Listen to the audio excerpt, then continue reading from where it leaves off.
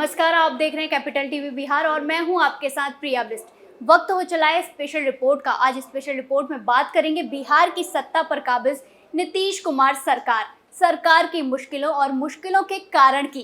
CM Nitish Kumar मुश्किलों में घिरे हों या नहीं, पर इन दिनों उपेंद्र कुशवाहा और बीजेपी ने जेडीयू में टूट का दावा किया है, जिस दावे ने बिहार की राजनीति में हलचल पैदा कर दी है और नीतीश कुमार को टेंशन में डाल दिया है। अब इन दावों से ये सवाल उठना तो लाजमी है कि इन दावों में कितनी सच्चाई है। क्या सच में जेडीयू में टूट होने वाली है? तो आज इन्हीं सवालों के जवाब तलाशते हैं। जानते हैं कि उपेंद्र कुशवाहा और बीजेपी ने क्या फैक्टर देख लिए हैं जो जेडीयू में टूट का दावा किया है। लेकिन सबसे पहले नजर डालते हैं सीएम नीतीश कुमार की चुनावी तैयारियों पर। चुनावी रंग में रंगे नीतीश कुमार, विरोधियों का दावा, खत्म होगी जेडीयू सरकार। 2024 में लोकसभा चुनाव होने हैं, वहीं 2025 में बिहार में विधानसभा चुनाव होने हैं, जिसको देखते हुए सभी राजनीतिक दल जोर आजमाइश करने में जुटे हैं। वहीं बिहार की सत्ता पर काबिज नीतीश कुमार सरकार तो चुनावी रंग में इस तरह रंग गई है कि शाम दाम दंड भेद सब आजमाने के लिए तैयार है। जहां एक तरफ विपक्षी एकजुटता के लिए राज्यों के बैक टू बैक दौरे कर रहे हैं, राहुल गांधी और मल्लिकार्जुन खड़गे के बाद ममता बनर्जी और अखिलेश यादव से उनकी मुलाकात हो चुकी है। वहीं राजपूत वोटर्स को लुभाने के लिए आनंद मोहन की रिहाई, साथ ही एमओआई समीकरण को साधने के लिए जातीय जनगणना, हर पैतरे को आजमाने में जुटे हैं। वहीं इतनी मशक्कत के बाद भी दावे हो रहे हैं कि जेडीयू में टूट आएगी। जब से मुख्यमंत्री नीतीश कुमार ने बीजेपी को केंद्र से हटाने की रणनीति पर काम करना शुरू किया है, तब से जनता दल यूनाइटेड पर हमले तेज हो गए हैं। इस हमले में लगातार ये ही दावे किए जा रहे हैं कि जेडीयू में भारी टूट होने वाली है। ये दावा कभी उपेंद्र कुशवाहा की राष्ट्रीय लोक जनता दल की तरफ से होता है, तो कभी बीजेपी के प्रवक्ता विधायकों की तरफ से। विस्तार से समझते हैं कि टूट का दावा करने वालों के नाम और क्या है दावों के पीछे का तर्क। क्यों हो रहे जेडीयू में टूट के चर्चे? नीतीश कुमार के दौरे आजकल हर तरफ चर्चा का विषय बने हुए हैं। नीतीश कुमार के बैक टू बैक दौरों को देखकर लग रहा है कि नीतीश कुमार विपक्ष को एकजुट कर कुछ बड़ा ही काम करने वाले हैं। वो एक एक कर हर राज्य की मजबूत विपक्षी पार्टी से मुलाकात कर बीजेपी को 2024 में कड़ी टक्कर देने के लिए रणनीति तैयार कर रहे हैं। वहीं हर एक दल नीतीश की एकजुटता की मुहिम में खड़ा भी नजर आ रहा है, जिस कारण विपक्षी एकता की मुहिम के मुखिया बने नीतीश कुमार की जेडीयू बीजेपी के निशाने पर है।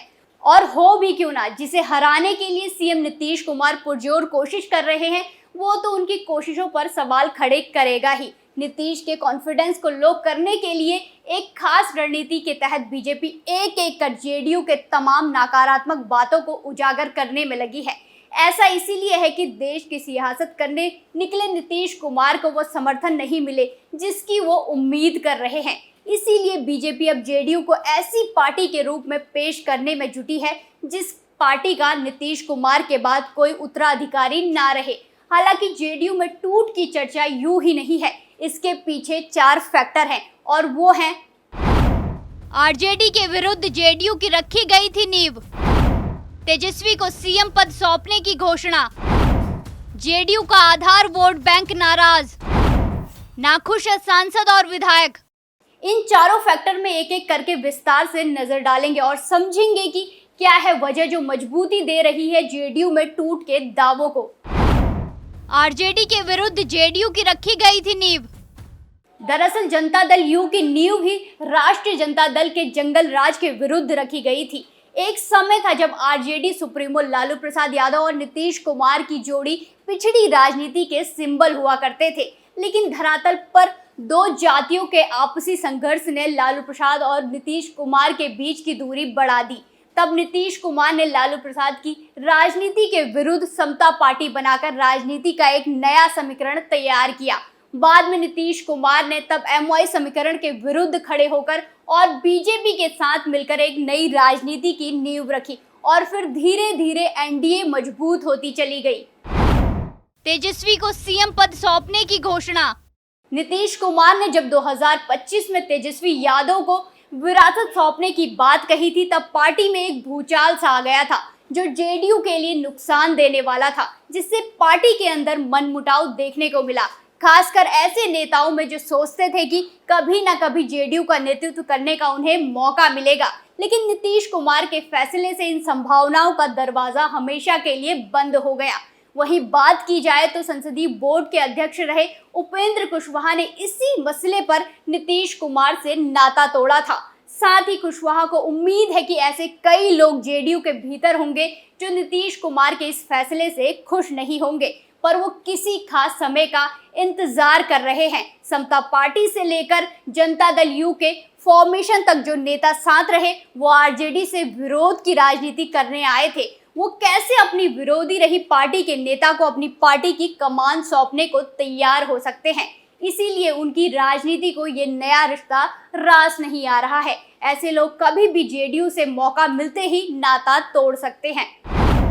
जेडीयू का आधार वोट बैंक नाराज। सीएम नीतीश कुमार के फैसले ने न सिर्फ पार्टी के अंदर खलबली मचाई, बल्कि अपने आधार वोट को भी नाराज किया, जिससे ये तो साफ है कि सियासी विरासत को तेजस्वी यादव को सौंपना नीतीश कुमार के आधार वोट को रास नहीं आया। ब्लॉक से लेकर जिला कार्यालय तक आरजेडी और जेडीयू के प्रतिनिधि भी इस गठबंधन से सहमत नहीं है। राज्य में हुए 3 उपचुनाव में ये नाराजगी साफ देखने को मिली। बीजेपी की तरफ जाता ये वोट बैंक नीतीश कुमार के बिगड़ते समीकरण का गवाह भी रहा। वहीं वर्तमान की बात करें तो हालात और भी खराब हैं। जेडीयू के आधार वोट में साधेमारी के लिए जेडीयू से निकले उपेंद्र कुशवाहा और आरसीपी सिंह ने अलग मोर्चा खोल लिया है। उस पर बीजेपी ने सम्राट चौधरी को प्रदेश अध्यक्ष बनाकर एक तरह से जेडीयू के आधार वोट पर कब्जा कर सियासी दाना फेंक दिया है। नाखुश है सांसद और विधायक। जब नीतीश कुमार एनडीए में थे तो कई विधायक और सांसद जो एनडीए के आधार वोट यानी कि जेडीयू और बीजेपी के आधार वोट से जीत कर आए थे, वो इस गठबंधन की राजनीति से खुश नहीं है, जिससे ये तो साफ है कि जेडीयू और आरजेडी के एक साथ होने से पार्टी के अंदर कुछ तो ठीक नहीं चल रहा है। चर्चा है कि ऐसे विधायक या सांसद अपने अधिकार का अंतिम दम तक इस्तेमाल करने के बाद कोई फैसला करेंगे। इनका ध्यान महागठबंधन और बीजेपी के गठबंधन दोनों के स्वरूप पर होगा और बनते बिगड़ते समीकरण को ध्यान में रखते हुए जिधर पलड़ा भारी होगा उधर पलटी मार लेंगे। इसके अलावा जेडीयू के संगठन और सत्ता में कई ऐसे लोग हैं जो किसी भी हाल में तेजस्वी यादव को सीएम के तौर पर स्वीकार नहीं करेंगे। ऐसे ही नेता दल बदलकर अपनी राजनीति की धार को तेज रखने का काम करेंगे। उपेंद्र कुशवाहा और बीजेपी के दावे। जहां राष्ट्रीय लोक जनता दल के अध्यक्ष उपेंद्र कुशवाहा ने एक बार फिर से दावा किया है कि जल्द ही जेडीयू में बड़ी टूट होने वाली है। उन्होंने जेडीयू को डूबता हुआ जहाज बताते हुए ये भी दावा किया है कि जेडीयू के कई बड़े नेता अब उनके संपर्क में है। कुशवाहा का दावा है कि जेडीयू में टूट की तस्वीर जल्द ही सामने आएगी।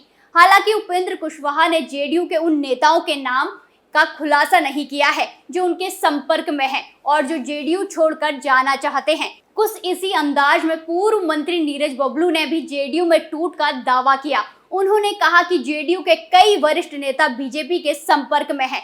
साथ में ये भी दावा किया कि जेडीयू के कई विधायक और कई सांसदों ने बीजेपी के सिंबल पर चुनाव लड़ने की इच्छा जताई है। जो इन सब कारणों से उपेंद्र कुशवाहा और बीजेपी लगातार जेडीयू में टूट के दावे कर रही है। अब ये तो वक्त बताएगा कि इन दावों में कितनी सच्चाई है। क्या सच में जेडीयू में टूट होने वाली है?